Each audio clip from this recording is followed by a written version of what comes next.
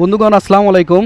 আমার সামনে দেখতে পাচ্ছেন যে আপনাদের সেই প্রিয় আসমা, সেই প্রিয় আসমাকে কিন্তু দেখতে পাচ্ছেন এবং পাশে কিন্তু রয়েছে আমাদের সেই খালা এবং আশা করি বুঝতে পেরেছেন আসমার আম্মু। কিন্তু আসলে এরা সাধারণ মানুষ, ক্যামেরা ধরতে কিন্তু অন্যরকমভাবে রয়েছে। খালা কেমন আছেন?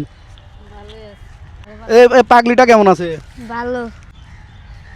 আসলে বন্ধুগণ, আপনারা অনেক সময় অনেক জায়গা থেকে কিন্তু ফোন দেন এই আসমার জন্য যে আমি এই ওর দায়িত্ব নিতে চাই, বা অনেকে একবারে ডিরেক্টলি বলেন যে ভাই আমি ওকে বিয়ে করতে চাই। তো আমি সেই প্রসঙ্গে আজকে আমি কথা বলবো, এই জন্য আমি চেষ্টা করেছি খালাকে সাথে রাখার।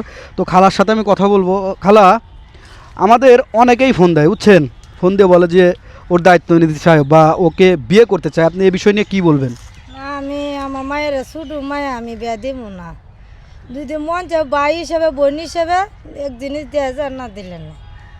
আচ্ছা, ওর বয়সটা কত? ও বয়স 15 চলে।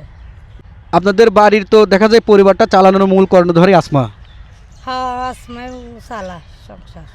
আপনি শুধু এখানে বসে থেকে ওদের ফুল টুল একটু সাজিয়ে গুছিয়ে দেন। সাজায় গুছায় গাছায় দিয়ে দিই। তাহলে তুমি কেমন আছো? ভালো। ভালো আছো তো? হ্যাঁ।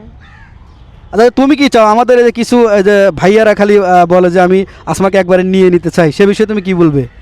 না, আমি যাব না। হ্যাঁ, যাব না। যাবে না? আমি যাব না, আমার আম্মুর কাছে আমি থাকতে চাই। আমার আম্মুরে আমি কামাই করে খাওয়াবো। কেউ যদি আমার হেল্প করতে চায়, ভাই বোন হিসাবে যদি দিতে চায়, তাহলে দিয়েন। এইসব কথা আর বলবেন না। আশা করি বন্ধুগণ ওর কথা কিন্তু শুনছেন।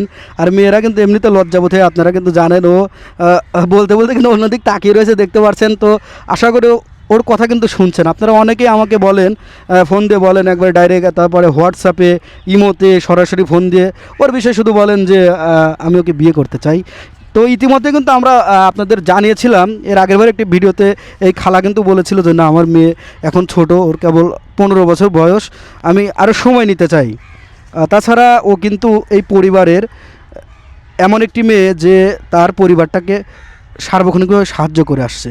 ঠিক আছে, আবির কোথায় গেছে? ওই কই জানো গেছে, আমি জানি না। তো বন্ধুগণ, আসলে আজকে খালি হাতে আসিনি। আমাদের এক ভাই ওর জন্য কিছু টাকা পাঠিয়েছিল। আমাদের এক ভাই ওর জন্য কিছু টাকা পাঠিয়েছিল, আমাকে বলছিল যে ভাই আপনারা কিছু লাগিয়ে দিয়ে ওকে একটা সুন্দর একটি পোশাক কিনে দিবেন। তো আমি সেই পোশাকটি ওর হাতে তুলে দিচ্ছি, নাও।